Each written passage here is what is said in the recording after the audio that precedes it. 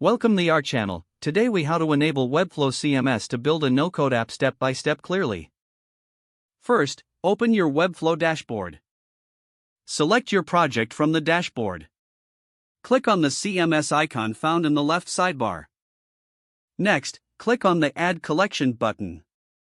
Choose the type of content you want to create. For example, you can select blog posts for a blog or products for an e-commerce site. Fill in the required fields for your collection.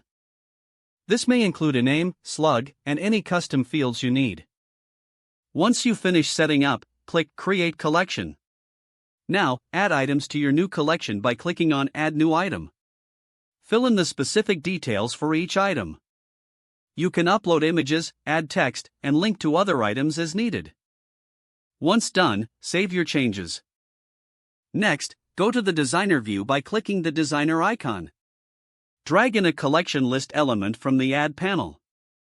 Link the collection list to the collection you just created. Now, add elements inside the collection item to display your content. For example, you can add a text block for the title and an image for the thumbnail. Customize the styles to match your design preferences. To preview your work, click on the eye icon in the top left corner. After confirming everything looks correct, you are ready to publish. Click the Publish button to make your app available to users. Consider testing your app on various devices to ensure it is responsive. Make any necessary adjustments based on your testing. Now you have successfully enabled Webflow CMS to build your no-code app. If the page does not load, refresh the browser or try again in a private or incognito window.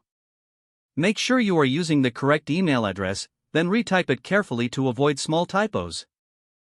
If your password is not accepted, use the reset option and create a new strong password you can remember. Check your spam folder for verification or security emails, then complete any requested confirmation steps. Enable two-factor authentication if available to improve account security and reduce unauthorized access risk. Don't forget to like this video and subscribe to our channel for more step-by-step tech guides.